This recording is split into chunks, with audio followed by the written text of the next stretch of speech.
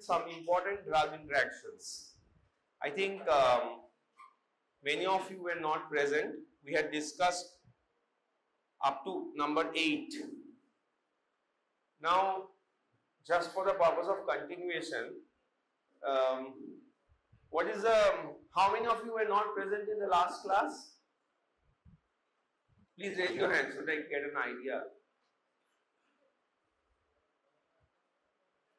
সবাই আরে সুবিধার জন্য জিজ্ঞেস করছি কোনো একটু জোরে একটু ভালো করে হাতটা তোল অনেকেই ছিল না তুই এরকম ভাবে তুলছিস কেন হাতটা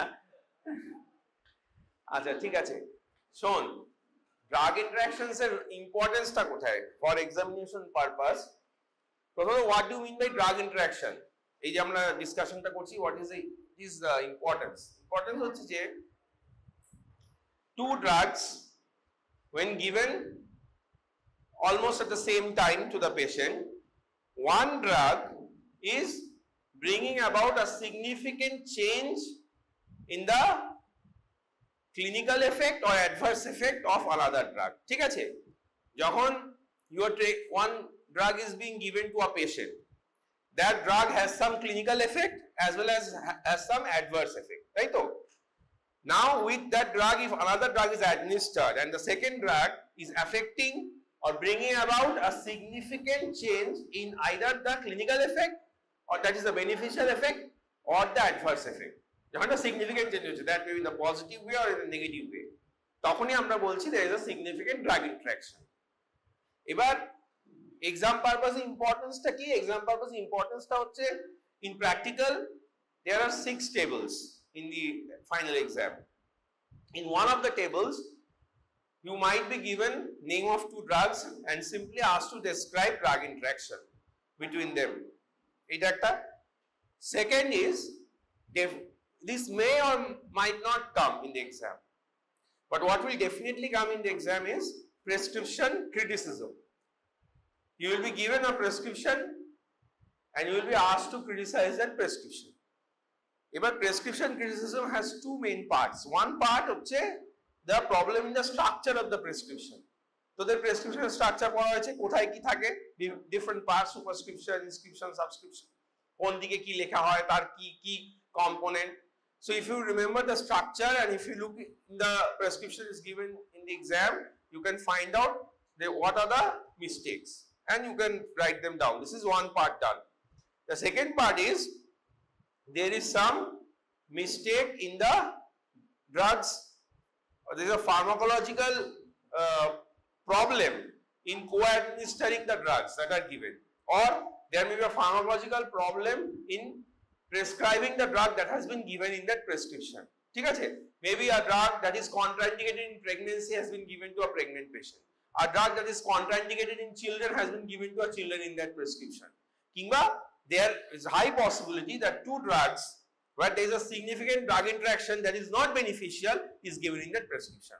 তো ওইখানে তোদের এই drug interaction এর কনসেপ্টটা লাগবে এখানে আমরা we are teaching you 16 important drug interactions. You can hope যে in the examination in the prescription criticism one of these drug interactions can be there. There is a significant chance that one of these drug interactions can be there in that prescription and you will have to then point out that this is a harmful drug interaction that is occurring. What do you have to explain to complete that prescription criticism? তো এইভাবে পরীক্ষায় এই জিনিসটা লাগে এই দুটো ভাবে। তো এবার drug interaction দু রকমের হয়। When you describe drug interaction, you have to remember there are 2 types of drug interaction that you have to first mention. 2 types bolte, one is a pharmacodynamic and the other is a pharmacokinetic drug interaction. Pharmacodynamic drug interaction ki? Pharmacodynamic drug interaction hocche when the second drug that is bringing about a significant change in the adverse effect or clinical effect of the first drug, this change that it is bringing about by affecting mainly the mechanism of action spectrum. Drug A বা first drug কিভাবে কাজ করে human বডিতে, the mechanism of action of that drug, in that spectrum if some change is being brought about and because of this change you see a change in adverse effect or change in clinical effect. ঠিক আছে, তখন আমরা বলি যে this is a pharmacodynamic interaction because the second drug is bringing out a pharmacodynamic change, a change in the pharmacodynamics, not pharmacodynamic change, wrong way I said. The second drug is bringing out a change in the pharmacodynamics of the first drug. Pharmacodynamics is actually, in simple words, the mechanism of action of the drug, how it works in the human body, how it produces effect in the human body. This is pharmacodynamics. তাহলে first ড্রাগের যে pharmacodynamics, second drug যখন সেই pharmacodynamics একটা change করছে তখন আমরা বলছি ফার্মাকোডাইনামিক ইন্টারঅ্যাকশন। আর what is pharmacokinetic interaction? Pharmacokinetic interaction হচ্ছে যে second drug is bringing about a significant change in the absorption, distribution, metabolism and elimination. এই চারটে তো স্টেপ আছে ফার্মাকোকাইনেটিক্স এর। তাহলে when the second drug is bringing about a significant change in the absorption, distribution, metabolism and elimination, any one or two maybe, যখন এইগুলো change আনছে second ড্রাগটা তখন আমরা বলছি and because of that change there is a change in the clinical outcome or adverse effect profile, তখন আমরা বলছি যে a pharmacokinetic drug interaction is occurring. বোঝা গেছে যারা ছিলি না? বুঝতে পেরেছিস what is a pharmacodynamic and what is a pharmacokinetic drug interaction? বুঝতে পেরেছিস? শিওর তো? তো আমরা 1 থেকে 8 ডিসকাস করেছি, ওটা তোরা পরে দেখে নিতে পারবি, অসুবিধা নেই। We will start from 9. Imipenem and cilastatin. Now, what is imipenem? Antibiotic হয়েছে? Imipenem হচ্ছে একটা, তাহলে এইটুকু মনে রাখ, it's a very advanced antibiotic. ঠিক আছে? It has a very good action. Imipenem has very good action against gram positive as well as gram negative bacteria. ঠিক আছে?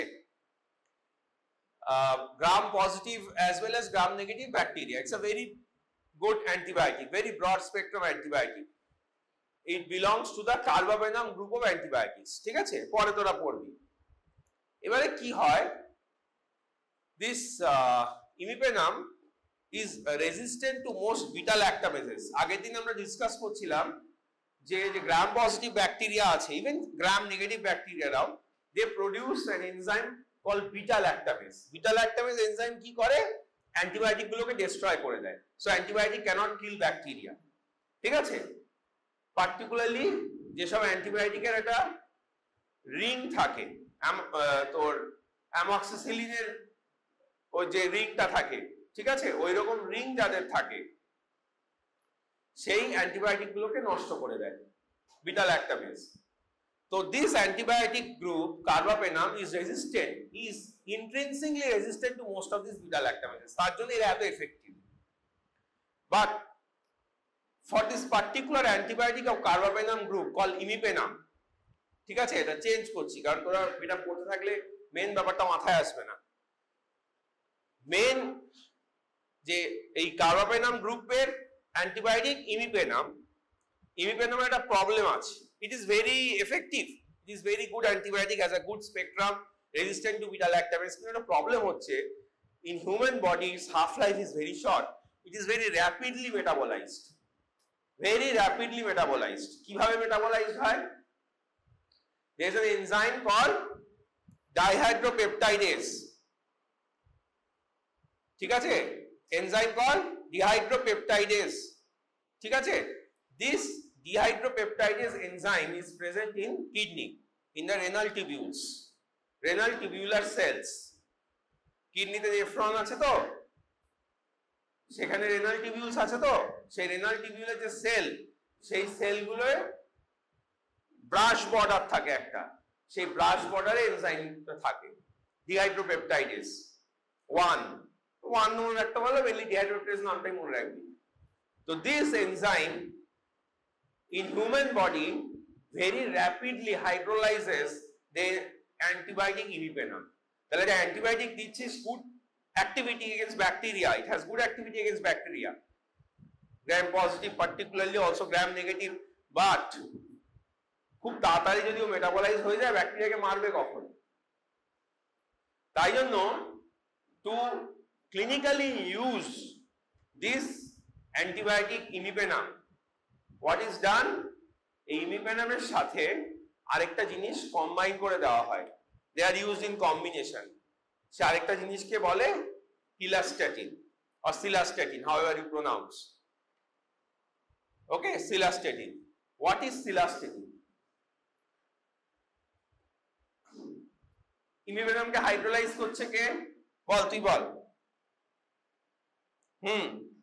বল। ইমিপেনাম কি?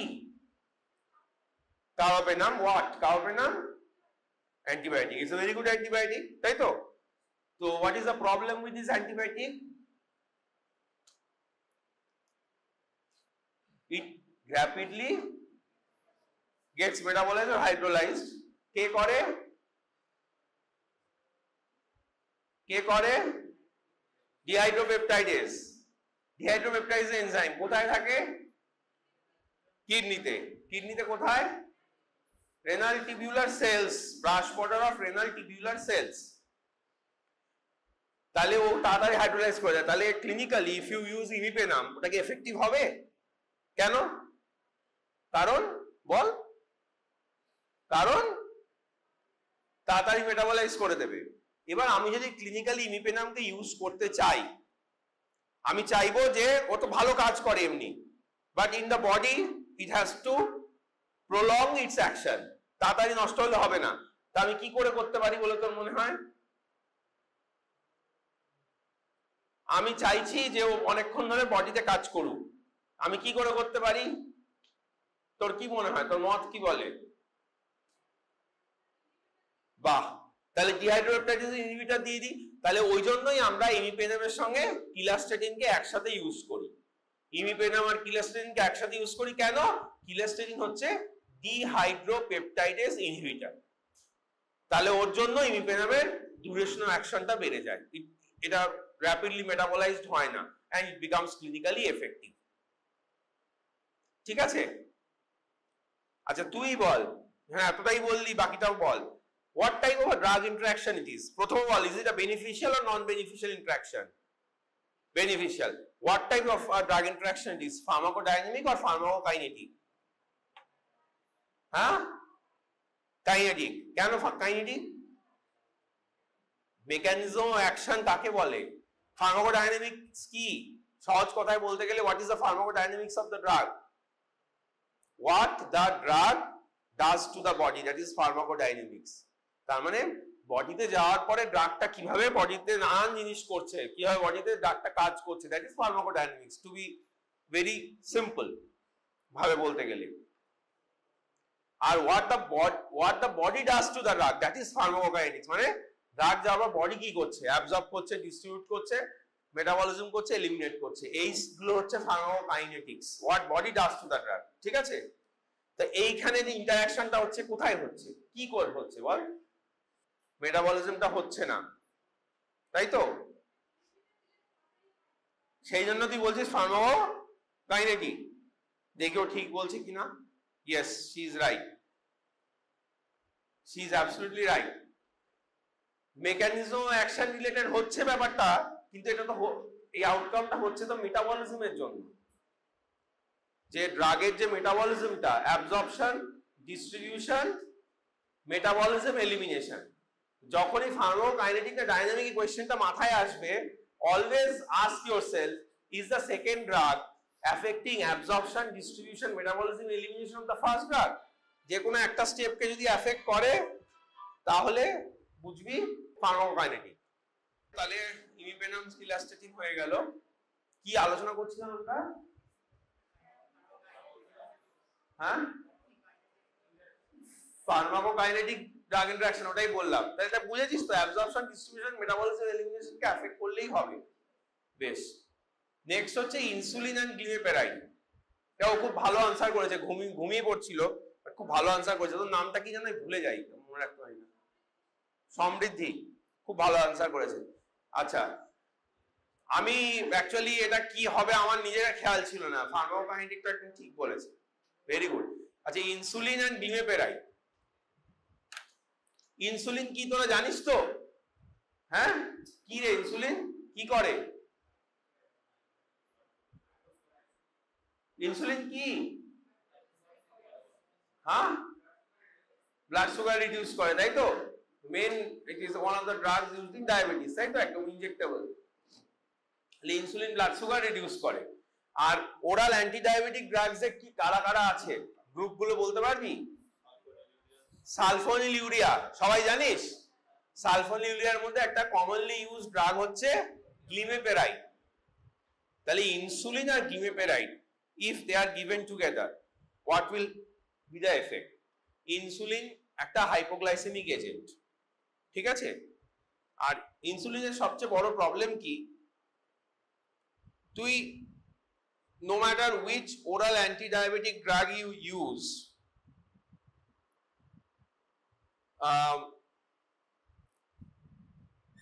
more or less একটা বডিতে রেগুলেশন কাজ করে যে what is the blood sugar level of the body, accordingly you get effect of that oral anti-diabetic drug. কারোর ক্ষেত্রে এটা কম, কারোর ক্ষেত্রে বেশি। সালফোনিলুরিয়াদের ক্ষেত্রে বডিতে ব্লাড সুগার, মানে what I am trying to say is that the oral anti-diabetic drugs, they mostly act through the pancreas, ঠিক আছে? By increasing insulin secretion or by some other mechanisms in the body.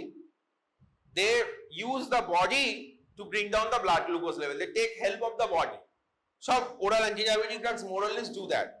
Because they do so, body the blood sugar level কি আছে সেটা একটা influence ফেলে ড্রাগগুলোর উপরে regarding how much, to what extent they will lower blood sugar. In the sense যে একজন পেশেন্টের blood sugar যখন খুব একটা হাই নেই, ওষুধগুলো যতটা ব্লাড সুগার কমাবে, অনেকটা হাই আছে, সেম ডোজ, ও কিন্তু একই জায়গায় নামিয়ে আনবে। বুঝতে পারছিস কি বলছি?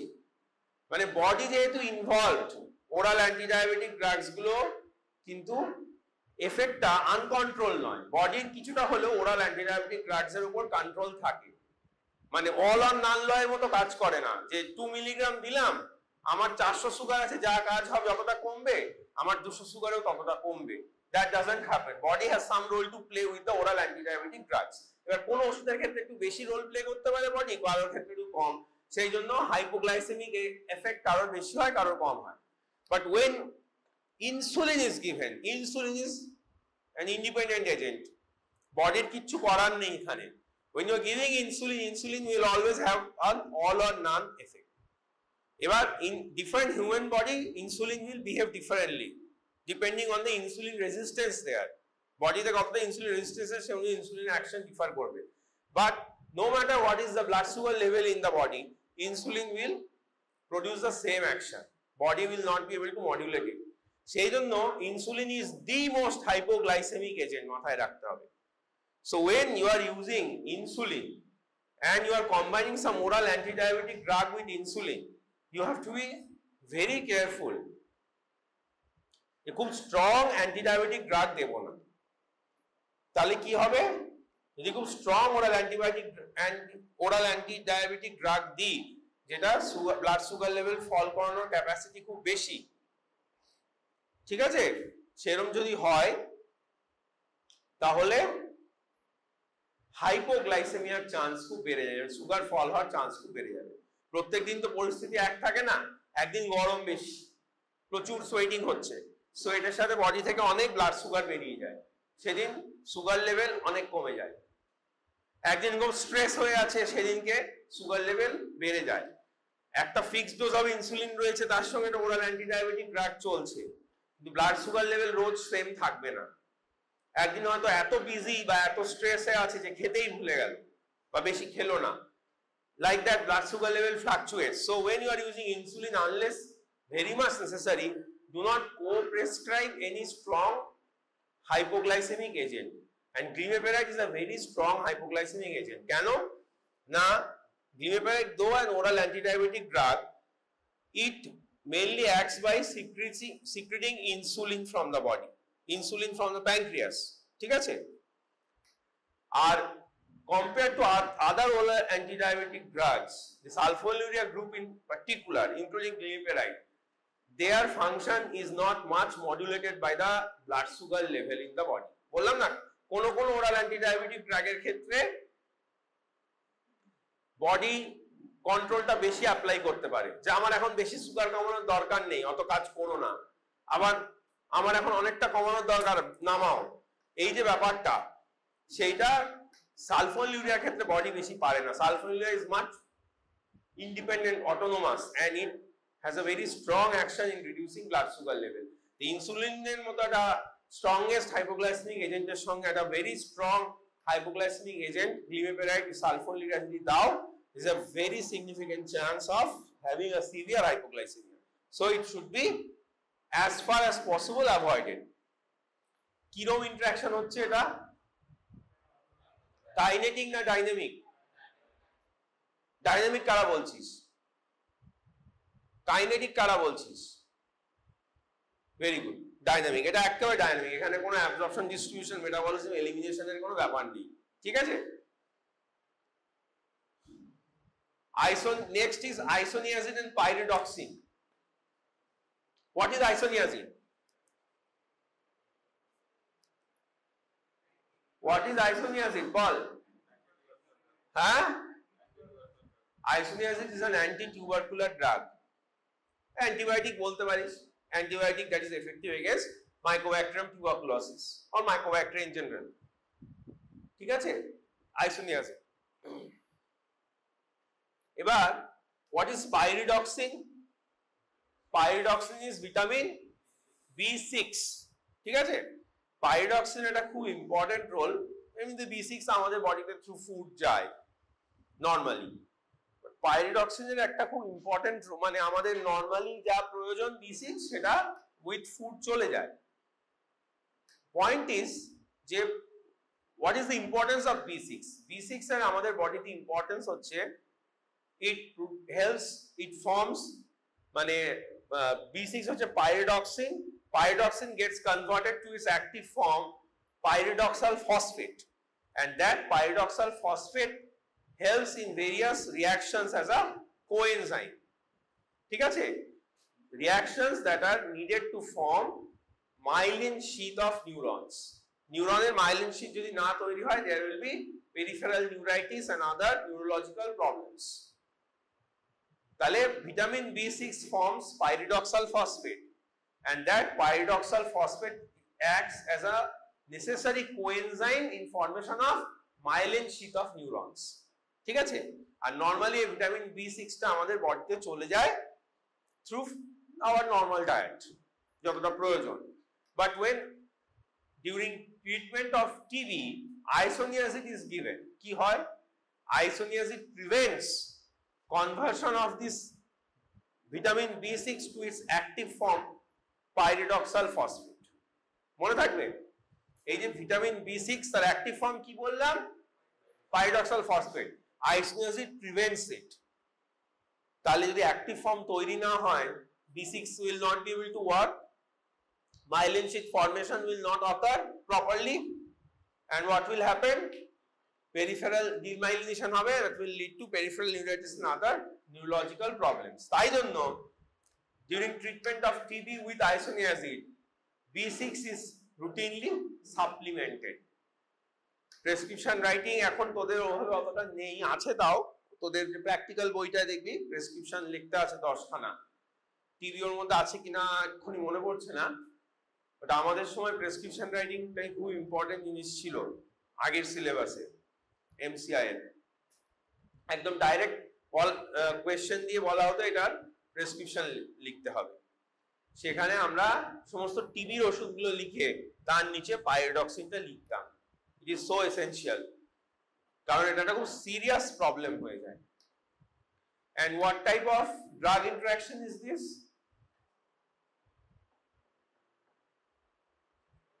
বল।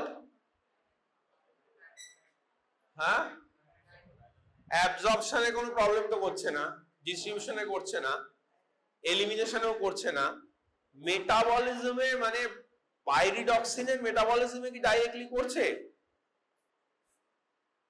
অ্যাক্টিভেশন স্টেপটাই করছে, তাই তো? অ্যাক্টিভেশন কিন্তু মেটাবলিজমের মধ্যে পাইরিডক্সাল ফসফেট যখন তৈরি হচ্ছে পাইরিডক্সিন অ্যাক্টিভেটেড হচ্ছে, তাই তো?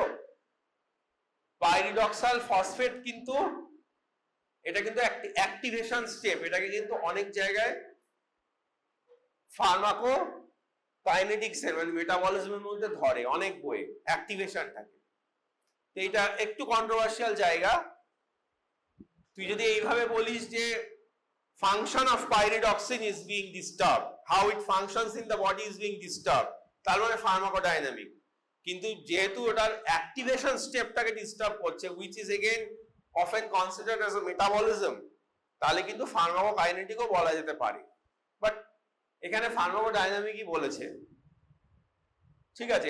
এটাতে তো পরীক্ষার সময় কিছু আলাদা মার্কস থাকবে না যে কাইনেটিক না ডাইনামিক। ডাইরেক্ট যদি লিখতে দেয় what drug interaction is this, তখন it will carry some weight. আর তোরা মেইনলি প্রেসক্রিপশনের মধ্যে পাবি এটা অ্যাজ আ মিস্টেক। দেখা যাবে যে isoniazid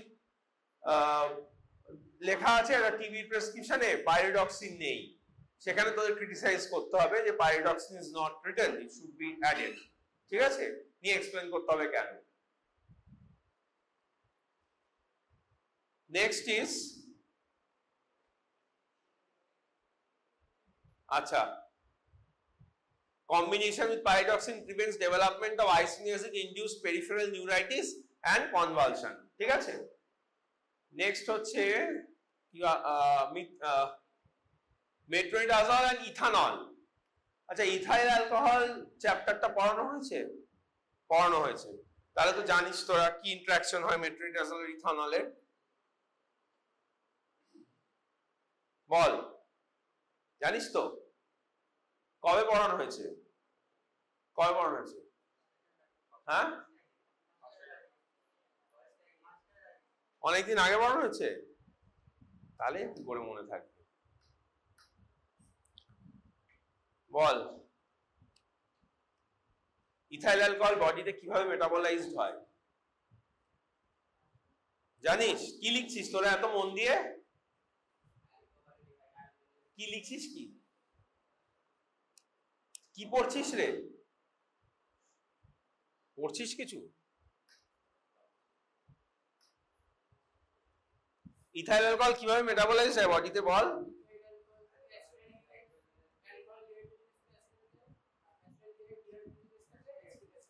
Ethyl alcohol is converted to aldehyde, alcohol to aldehyde, and then aldehyde is converted to acetic acid, তাই তো? বেশ, তুই বল লজেন্সের পেছনে নামটা কি জানো? হ্যাঁ, উজান, উজান, তাই তো? রাইট, হ্যাঁ। তুই বল, অ্যালকোহল থেকে অ্যালডিহাইড কনভার্ট করতে গেলে কি লাগে? কি এনজাইম লাগে? অ্যালকোহল থেকে অ্যালডিহাইড হচ্ছে, কি এনজাইম লাগে?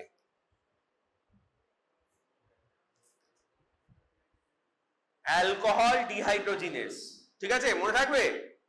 তাহলে ইথাইল অ্যালকোহল থেকে করেসপন্ডিং অ্যালডিহাইড তৈরি হবে acid aldehyde, that is formed with the help of the enzyme alcohol dehydrogenase। আর অ্যালডিহাইড থেকে কি তৈরি হয় উজান? অ্যাসিড তৈরি হয়, অ্যাসিটিক অ্যাসিড। আর সেই অ্যাসিটিক অ্যাসিডটা বডি থেকে এলিমিনেটেড হয়ে যায় in form of carbon dioxide and water. তাহলে অ্যালকোহল থেকে অ্যালডিহাইড হচ্ছে অ্যালডিহাইড ডিহাইড্রোজেনেস, আর অ্যালডিহাইড থেকে অ্যাসিড হয়, কি এনজাইম ইউজ হবে? অ্যালকোহল থেকে অ্যালডিহাইড হচ্ছে অ্যালকোহল ডিহাইড্রোজেনেস, এবার অ্যালডিহাইড থেকে অ্যাসিড হচ্ছে, কি এনজাইম হবে?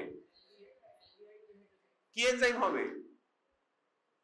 অ্যালকোহল থেকে অ্যালডিহাইড, অ্যালকোহল ডিহাইড্রোজেনেস।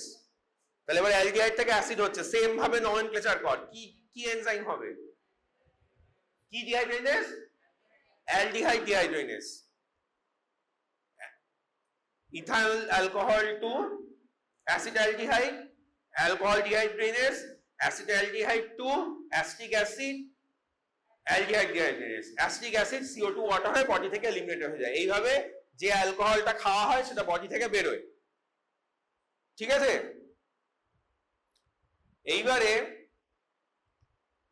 অ্যাসিটিক অ্যাসিডটা তো CO2 আর ওয়াটার হয়ে বেরিয়ে যায়, so it is not that toxic. What is a toxic product? in alcohol metabolism.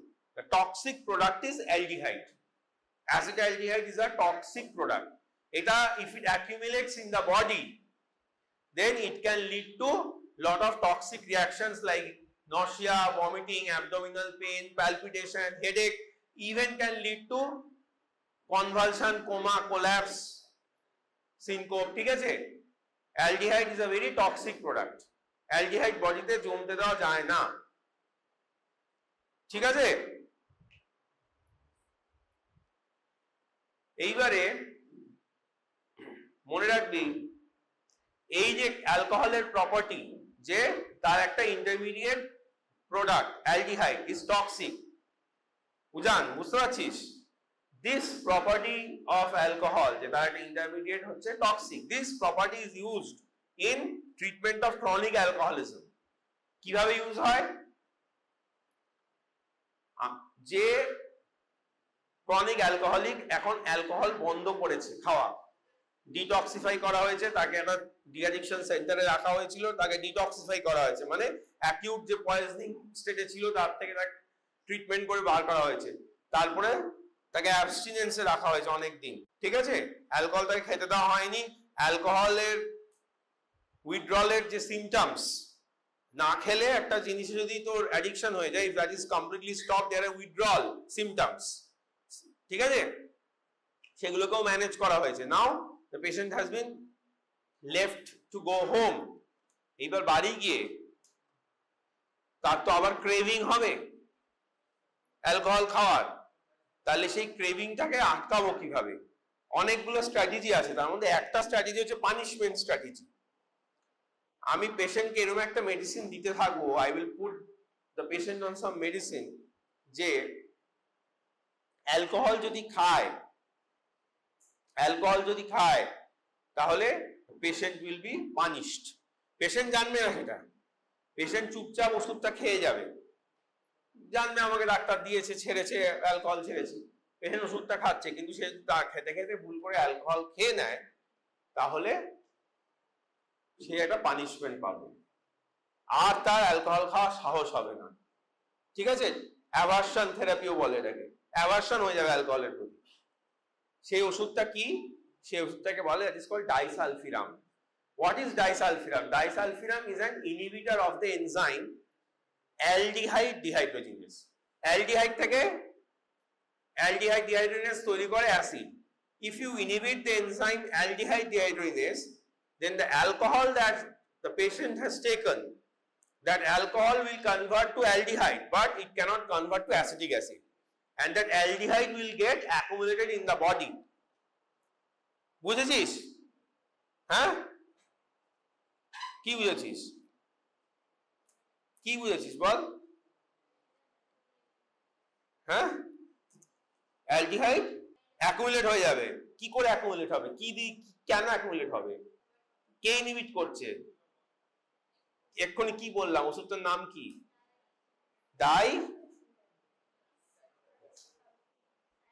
ডাইসালফিরাম।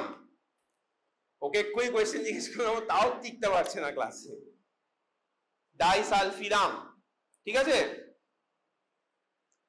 ডাইসালফিরাম দিয়ে অ্যালডিহাইড বডিতে জমিয়ে দিলাম, acetaldehyde, there will be severe reaction. এটা এতটাই সিভিয়ার রিঅ্যাকশন হয় যে পেশেন্ট মাইট ইভেন ডাই। যদি বেশি অ্যালকোহল খেয়ে নেয়, অল্প একটু খেলো ঠিক আছে, এক বোতল যদি চড়িয়ে নিল, এমন সিভিয়ার রিঅ্যাকশন হবে patient might die, and there are incidences where patients have died due to or had died due to disulfiram reaction. ঠিক আছে? তাহলে এই জন্য এখন একটা এথিক্যাল পয়েন্ট, একটা এথিক্যাল ইস্যু হয়ে গেছে। না জানিয়ে পেশেন্টের মডার্ন মেডিসিনে যারা ট্রিটমেন্ট করে তারা ডাইসালফিরাম দেয় না এখন আর। নিয়ম হচ্ছে ডাইসালফিরাম দিলে পেশেন্টকে ইনফর্ম করতে হবে, you are on a medicine, and while being on that medicine, if you take alcohol, you might even die. Forget about your tremendous suffering, you might even die. So that মানে in order to treat the patient not to return to alcohol, you do not end up killing the patient. এই জন্য এটা কাউন্সেলিংটা necessary. ঠিক আছে? কিন্তু ওই গোপনে মদ ছাড়ান দেখেছিস? হ্যাঁ, গোপনে মদ ছাড়ান গুলো সবই ডাইসালফিরাম টাইপের জিনিসপত্র দেয়। বোঝা গেছে? এক মানে কার্ডিওভাস্কুলার কোল্যাপস হয়ে যায়, পেশেন্ট শকে চলে যায়, কার্ডিওজেনিক শকেও যায়, হাইপোভলিউমিক শকে, খুব ডেঞ্জারাস একটা রিয়াকশন হয়। অ্যাসিডালডিহাইড ইজ সো টক্সিক। এইবারে there are some drugs that have disulfiram like effect. Disulfiram নয়, disulfiram হচ্ছে একদম very strong inhibitor of this aldehyde dehydrogenase enzyme, but there are some drugs that have disulfiram like effect, মানে তারাও like disulfiram inhibit the enzyme aldehyde dehydrogenase, এবং if those drugs are taken with alcohol, patient will have some disulfiram like reactions, ঠিক আছে? So that is harmful for the patient. সেই জন্য when those drugs are prescribed to a patient, if the patient is known to be a chronic alcoholic, patient must be counseled not to take alcohol when you are on this drug. ওইরকম একটা drug হচ্ছে metronidazole. What is metronidazole? It is an anti-amoebic drug. মেট্রোজিন সবাই নাম শুনেছিস, misuse হয়, প্রচুর misuse হয়। কি মিসইউজ হয়? একটু পেটের কিছু হলে লোকে মেট্রোজিল খেয়ে নেয়, একদম মিসইউজ। কেন মিসইউজ? কারণ originally it's an anti amoebic drug, আমাশার ওষুধ, তাই তো? আর যেটাকে আমাশা বলে লোকে একটা দুটো ট্যাবলেট খেয়ে নেয়, ওটা আমাশা নয়, that is not amoebiasis. Those are all functional diarrhoeas, they are functional diarrhoeas. পেটের নার্ভগুলো একটু উত্তেজিত হয়ে যায়, সহজভাবে যদি বলা হয়, they are functional diarrhoeas, mostly occur in people who have high anxiety profile. হঠাৎ করে যারা খুব অ্যাংজাইটিতে ভোগে, স্ট্রেসে থাকে, স্ট্রেসফুল পার্সোনালিটি, তাদেরই সাধারণত হয় হঠাৎ করে মাঝে মাঝে একটু ডায়রিয়ার টেন্ডেন্সি ডেভেলপ করে, ঠিক আছে? This is functional bowel disease, IBS ও বলা হতো আগে, ইরিটেবল বাউল সিনড্রোম। এখন broadly they are call functional bowel disease. কোনো অর্গানিক কজ নেই, কোনো ইনফেকশন নেই, কিছু নেই, ওই একটা ডায়রিয়া হয়। এবার মেট্রোনিডাজলের কি হয়? মেট্রোনিডাজলের একটা অ্যান্টি ডায়রিয়াল এফেক্ট আছে। Apart from being an anti amoebic, it has some anti diarrhoeal effect, ডায়রিয়াটা বন্ধ করার একটা এফেক্ট আছে, তাই একটা দুটো ট্যাবলেট খেলে বন্ধ হয়ে যায়। But because it's an antiamoebic agent, মানে একটা লিভিং অর্গানিজমের এগেইনস্টে কাজ করছে, তাই তো? So in one way you can also call it an antibiotic. It is also an antibiotic. Why? Because antiamoebic ছাড়াও অনেক অ্যানারোবিক ব্যাকটেরিয়ার এগেইনস্টে ওটা কাজ করে। অনেক ইম্পর্টেন্ট ইনফেকশনসে মেট্রোনিডাজল ইউজ করতে হয় অ্যানারোবিক ব্যাকটেরিয়ার এগেইনস্টে, অ্যানারোবিক ব্যাকটেরিয়া। তাহলে এরকম মিসইউজ করা মেট্রোনিডাজলের কখনো উচিত নয়। একটা দুটো তিনটে ট্যাবলেট খেয়ে নিলাম, কারণ তারপরে যখন একটা বাজে অ্যানারোবিক ইনফেকশন হবে, you never know, your body has developed some bacteria in your body has developed resistance to this drug, and that bacteria has now caused an anaerobic infection in the body. If it happens, then metronidazole will not work. The misuse of metronidazole should not be done. Functional diarrhea এরকম কখনো করবি না, কেউ করলে বারণ করবি। You have a much better drug to be used in this situation, which is rifaximin, ঠিক আছে? But don't use metronidazole like that. তো যাকে অ্যাকচুয়াল ইন্ডিকেশনে metronidazole দেওয়া হয়েছে, such a patient, if he is a chronic alcoholic, should be told that you should avoid alcohol. Otherwise, you might end up in having disulfiram reaction. And what type of a drug interaction is this? বল, কেন dynamic বলছিস?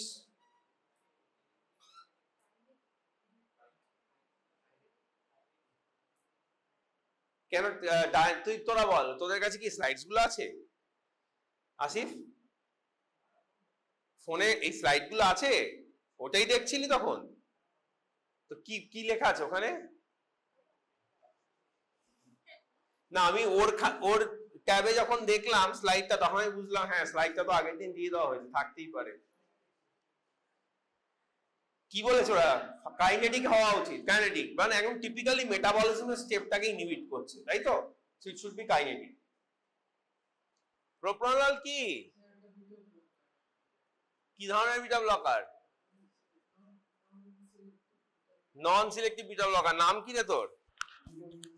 হ্যাঁ, সোহম। লাফিয়ে আসবি একটু ঘুম কাটানোর জন্য? সেটা আমি তোকে দেখছি, বুঝতে পারছি তোর ঘুম পাচ্ছে। ওরে বাবা, আচ্ছা ঠিক আছে, তাহলে প্রোপ্রানোলল ঘুম কেটে যাবে, চিন্তা নেই। একটু জল দে ওকে। জল আছে না জল নেই? মাইক দিস না আমাকে, মাইক তোর কাছেই থাকবে, জল খা।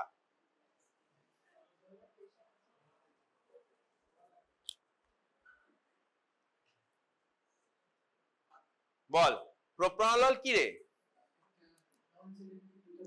নন selective beta blocker. Beta blocker কি ব্লক করে? কোন সিস্টেমকে ব্লক করে? কার্ডিয়াক রিসেপ্টরস। নন সিলেক্টিভ বলছিস কেন?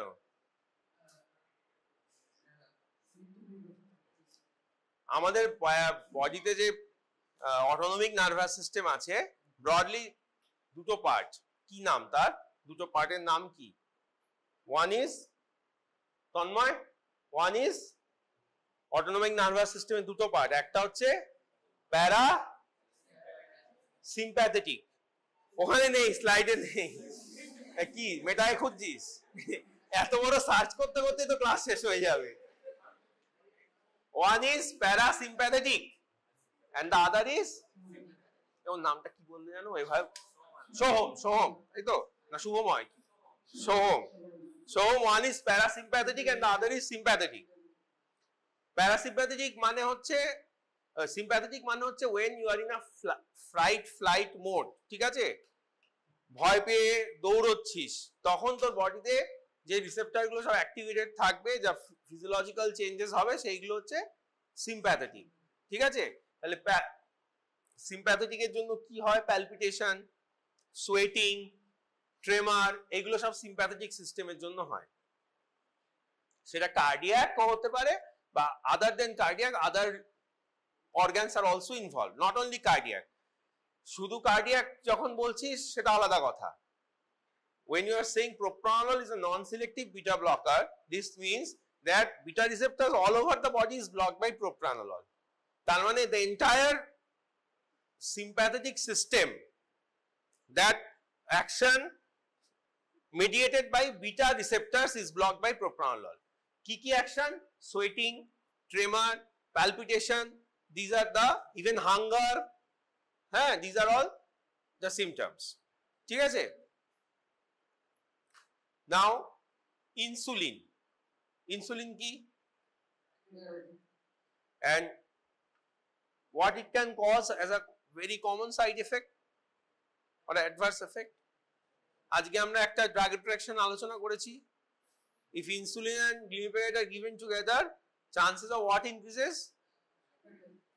Hyper না, hypo, মানে ব্লাড সুগার ফল করে যায়, তাই তো?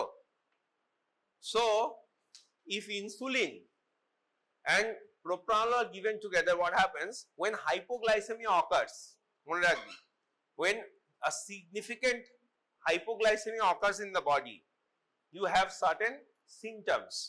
Those symptoms are mediated by the beta receptors. Key symptoms? Beta receptors. These are sympathetic symptoms. যখন hypoglycemia হয় আমাদের বডিতে একটু sympathetic surge হয়। কেন?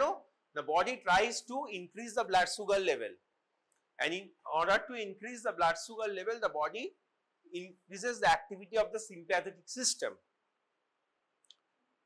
When body increases the activity of the sympathetic system, what are the changes that occur in body? Tremor, palpitation, sweating, আর কি বলি? ট্রেমার, ট্রেমার তো বললাম। ইভেন ইনক্রিজড হাঙ্গার, এই সব চেঞ্জ গুলো আসে। These are symptoms of hypoglycemia. Now, when a patient is on insulin, if that patient is prescribed propranolol, কি হবে? The beta receptors are all blocked.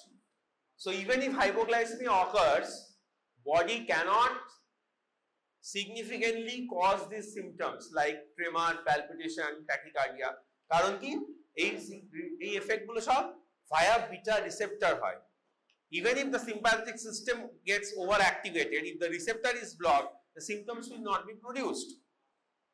So if propranolol is given with insulin, if there is a hypoglycemia, the important hypoglycemic symptoms will be masked. আর mask হলে কি হয়? Hypoglycaemia body কেন করে? মানে body hypoglycaemia symptom গুলো through sympathetic system কেন produce করে?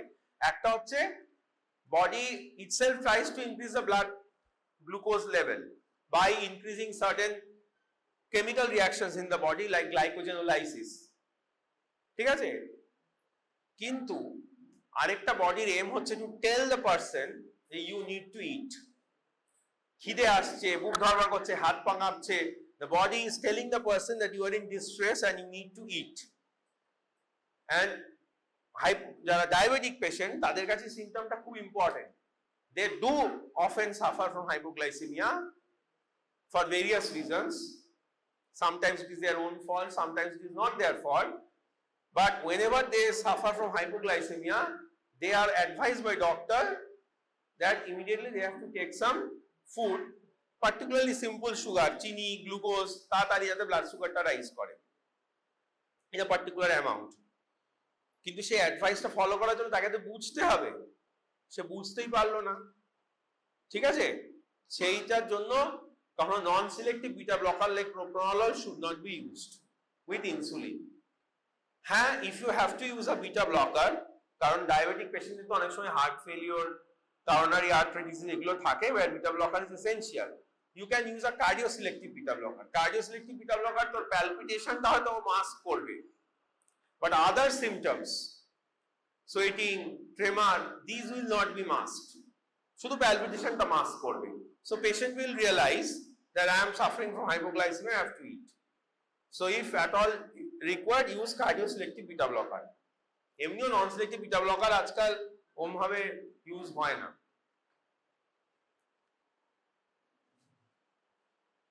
It's a pharmacodynamic interaction, no absorption, distribution, metabolism, elimination is affected, ঠিক আছে?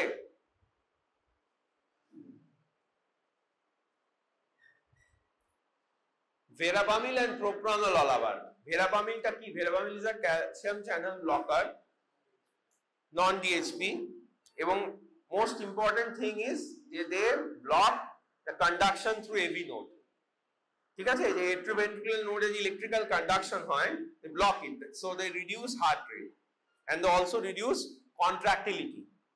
And propranolol, a non-selective beta blocker, also reduce heart rate and contractility. So if you give both of them together, there is chance that there will be dangerously low heart rate, severe bradycardia and even heart block, ঠিক আছে? So they should be avoided. This is a harmful interaction এবং one is affecting the function of the other, সেই জন্য pharmacodynamic. But there is another story in it. সেটা হচ্ছে যে verapamil inhibits hepatic metabolism of propranolol. Propranolol is metabolized in the liver, ঠিক আছে? verapamil আর propranolol একটা অ্যাডিটিভ অ্যাকশন তো করছে, যার জন্য একটা ফার্মাকোডাইনামিক হার্মফুল ইন্টারঅ্যাকশন হচ্ছে, কন্ট্রাক্টিলিটি সিভিয়ারলি কমে যাচ্ছে, কন্ডাকশন কমে যাচ্ছে, so can precipitate bradyarrhythmias, can precipitate heart failure, হ্যাঁ? কিন্তু অ্যাপার্ট ফ্রম দ্যাট, propranolol যে metabolism in the liver, that is inhibited by verapamil. So what will happen? verapamil is increasing the level of propranolol. So the chances of দুজনে মিলে তো কাজ করছেই, 1 + 1 2 তো হচ্ছেই, আবার সেকেন্ড ওয়ানটাকে 1.5 বানিয়ে দিচ্ছে। The effect is 1 + 1 = 2.5 হয়ে যাচ্ছে, বুঝেছিস? 1 + 1 2 is harmful, but এখানে the second one is making the first one 1.5, কারণ ওর মেটাবলিজম ইনহিবিট করে দিচ্ছে। So we are getting 2.5, যেখানে 1 বডি সহ্য করতে পারে, 2ই পারছে না, 2.5 হয়ে যাচ্ছে। So this is a mixed interaction, যেখানে ফার্মাকোডাইনামিক এফেক্ট তো আছেই, একটা মেকানিজম অ্যাকশনে আরেকটার উপর গিয়ে পড়ছে, but also metabolism is affected. So both pharmacodynamic and pharmacokinetic interaction is occurring.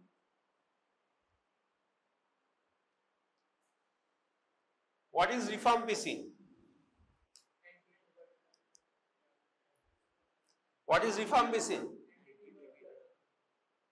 বল, এবার শুভম ঘুম কেটেছে, বল রিফাম্পিসিন কি? এই স্লাইডে কিছু নেই, verapamil আছে। রিফাম্পিসিন কি বল? ভুলে গেছিস? It is a anti tubercular drug, কিন্তু তার থেকেও বেশি ইম্পর্টেন্ট হচ্ছে যে ইট ইজ আ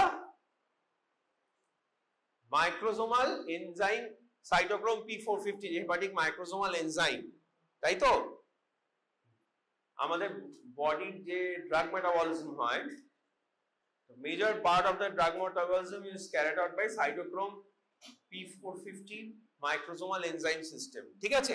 লিভারে একটা এনজাইম সিস্টেম আছে, এটা ড্রাগ মেটাবলিজমে খুব ইম্পর্টেন্ট রোল প্লে করে, সাইটোক্রোম P450.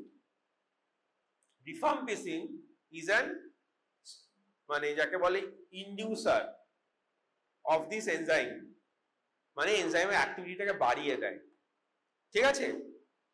এনজাইমের অ্যাক্টিভিটিটাকে বাড়িয়ে দেয়।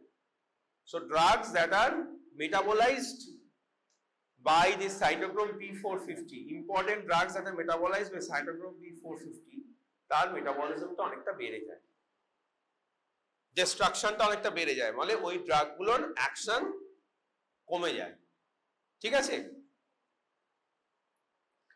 So whenever you are using rifampicin, remember any drug that is metabolized by cytochrome P450 তার অ্যাকশন কমে যাবে, কারণ তার মেটাবলিজমটা খুব র্যাপিড হয়ে যায়, র্যাপিডলি মেটাবলাইজড। এইবারে what is OCP? Oral contraceptive pill. কি থাকে তার মধ্যে? Oestrogen and progesterone. Estrogen and progesterone are metabolized by cytochrome P450. So, if this cytochrome P450 is induced by rifampicin, estrogen progesterone কি হবে? খুব ফাস্ট মেটাবলাইজড হয়ে যাবে। And OCP যে function is mainly taken as an oral contraceptive pill. OCP কিভাবে নেওয়া হয়? মাসে 21 দিন চলে, ঠিক আছে? মাস বলতে 28 ডেজ এর মাস, 30 দিনের মাস না। সাইকেলটা ধরা হয় 7 into 4 weeks, 7 days of a week into 4 such weeks. 21 দিন ওষুধটা চলে, 7 দিন ওষুধটাকে বন্ধ রাখা হয়। আবার ওই যে 7 দিন বন্ধ রাখা হয় সেই সময় ব্রেক থ্রু ব্লিডিং হয়। মনে রাখবি, when someone is on OCP, the normal menstrual cycle is stopped, ঠিক আছে? রেগুলারলি যদি OCP নেওয়া হয়, normal menstrual cycle is completely stopped. On 21 days, when this medicine is stopped for 7 days, during that period, a bleeding occurs. This is not normal menstrual bleeding. This is a bleeding called withdrawal bleeding. যেহেতু estrogen progesterone বন্ধ করা হয়েছে, তার জন্য bleeding হচ্ছে, but the normal cycle is not occurring. But the person who is taking it will feel that I am having a normal cycle, but the normal cycle is not occurring. And the main indication of OCP is contraception. আমরা এখানে contraception নিয়ে কথা বলছি, but OCP is used for other purposes also. Even cycle regularize করার জন্য দেওয়া হয় যাতে সাইকেল ইরেগুলার থাকে। So we are here speaking about contraception. So someone is taking OCP for contraception and having a withdrawal bleeding in the last 7 days and again taking it for discontinuing. Now this person develops TB and is put on rifampicin along with other anti-TB drugs. Rifampicin, what will it do? It will induce cytochrome P450. Now this OCP will be rapidly metabolized and its action will decrease. It will not produce sufficient action to protect from contraception. So there will be unwanted pregnancy, contraceptive failure and unwanted pregnancy. এটা একটা। আর দ্বিতীয় কি হতে পারে? দ্বিতীয় যেটা হতে পারে সেটা হচ্ছে breakthrough bleeding. Breakthrough bleeding মানে কি? When for 21 days OCP is being taken, তখন কোনো ব্লিডিং হচ্ছে না, it is stopped for 7 days, then there is a withdrawal bleeding. আমরা বলছি এটাকে not normal menstrual bleeding, this is called withdrawal bleeding. But if OCP is not properly functioning, ওই যে 21 দিন যখন ব্লিডিং হওয়ার কথা নয়, when the drug is being taken, সেই সময়ও মাঝে মাঝে হালকা হালকা ব্লিডিং হবে, কারণ কি OCP ডোজটা ফল করছে, কমে যাচ্ছে, এফেক্টিভ থাকছে না, এজন্য মাঝে মাঝে হালকা হালকা ব্লিডিং হবে। দ্যাট ইজ কল্ড স্পটিং বলে অনেক সময়, ঠিক আছে? or breakthrough bleeding ও বলে। তাহলে rifampicin will cause that spotting or breakthrough bleeding and contraceptive failure, ঠিক আছে? So what type of drug interaction is this? Kinetic, কারণ মেটাবলিজমকে এফেক্ট করছে, তাই তো? হওয়া তো উচিত কাইনেটিক, হ্যাঁ কাইনেটিক, ঠিক আছে। Last tramadol and citalopram. Neuro হয়ে গেছে, সিএনএস হয়ে গেছে, সিএনএস। আচ্ছা, এসএসআরআই কি, কোন গ্রুপ অফ ড্রাগ? এসএসআরআই জানিস? Anti depressant. SSRI full form কি?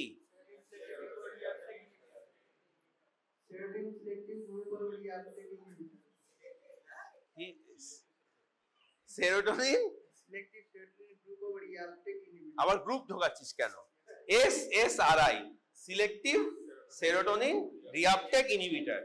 কোথায় রিআপটেক হয়? সাইন্যাপস। একটা সাইন্যাপস, একটা নিউরন শেষ হচ্ছে, তারপরে এফেক্টর অর্গান, সেই ছোটবেলার ছবি, নিউরন শেষ হচ্ছে, এফেক্টর অর্গান, নিউরন থেকে অনেক নিউরোট্রান্সমিটার বেরোচ্ছে, তার মধ্যে একটা নিউরোট্রান্সমিটার হচ্ছে serotonin. SSRI are group of drug, এবারে সেরোটোনিনটা বেরোলো, সেরোটোনিনটা আবার যে নিউরন থেকে এসছে সেই নিউরনে রিআপটেক হয়ে যায়, তাই তো? ছবি মনে পড়ছে ছোটবেলায়, একটা নিউরন, তার নিচে একটা অর্গান, একটা নিউরোট্রান্সমিটার বেরোচ্ছে, কিছুটা অ্যাকশন হচ্ছে আর কিছুটা ফিরে আবার ওই নিউরনেই চলে যাচ্ছে যেখান থেকে বেরিয়েছে, এটাকে রিআপটেক বলে। তো serotonin is one such neurotransmitter and there is reuptake of serotonin, ঠিক আছে? SSRI এর নাম থেকেই বুঝতে পারবি, সিলেক্টিভ সেরোটোনিন রিআপটেক ইনহিবিটর, যে সেরোটোনিনের রিআপটেকটাকে ইনহিবিট করে, সাইন্যাপস লেভেলে সেরোটোনিনের রিআপটেকটাকে ইনহিবিট করে, তার ফলে সাইন্যাপসে সেরোটোনিনের লেভেল কি হয়? কমে না বাড়ে? reuptake of serotonin from synapse to neuron is blocked, তাহলে সেরোটোনিনের লেভেল সাইন্যাপসে যেখান থেকে রিআপটেক হচ্ছিল সেখানে বাড়ে না কমে? কমে যাবে। কেন? সাইন্যাপসের থেকে রিআপটেক হচ্ছে নিউরনে, আমি বলছি সাইন্যাপসে কি হচ্ছে? সাইন্যাপটিক লেভেলে যেখানে অর্গানের উপর এফেক্ট হচ্ছে সেখানে এফেক্ট বাড়ছে। বোঝা গেছে? বুঝতে পারলি না? এই ধর একটা অর্গান, ঠিক আছে, এই ধর সাইন্যাপস, এখান থেকে সেরোটোনিন বেরোচ্ছে, অর্গানে কাজ হচ্ছে, আবার কিছুটা সেরোটোনিন এখানে রিআপটেক হচ্ছে, সিলেক্টিভ সেরোটোনিন রিআপটেক ইনহিবিটর এই যে রিআপটেক হয় সেটাকে ব্লক করে, তাহলে নেট এফেক্ট, যে নেট অ্যামাউন্ট অফ সেরোটোনিন এখানে বাড়বে না কমবে? হ্যাঁ বাড়বে। কেন বাড়বে? ফিরতে পারছে না বলে বাড়বে, তাই তো? ঠিক আছে, আবার বোঝাতে হবে। তাহলে সাইন্যাপসে সেরোটোনিন লেভেল বেড়ে গেল, কি বুঝেছিস তুই? ঘুমাচ্ছিস না তো? কি বুঝেছিস? স্যার রিঅ্যাক্টিভ ইনহিবিশন মানে স্যার হচ্ছে রিঅ্যাক্টিভ ইনহিবিশন মানে স্যার হচ্ছে সাইন্যাপস লেভেলে, মানে যেটা থেকে মানে ফিরে যেটা আসতো সিনাপটিক রিসেপ্টরে, ওটা স্যার ওটা ইনহিবিশন হয়েছে, মানে সাইন্যাপস লেভেলে ওটা আর কি সেরোটোনিনটা বেড়ে যাচ্ছে। সব বুঝেছে, দেখেছিস? তোরা পেছনে বসে বুঝছিস না, সামনে বসে বুঝে যাচ্ছে। এই স্পেশাল ক্যাপাসিটির কারণ কি বল? হ্যাঁ পারছে কি করে? এটা কি করে পারছে? হ্যাঁ কি করে পারছে বল রুহুল? Special child.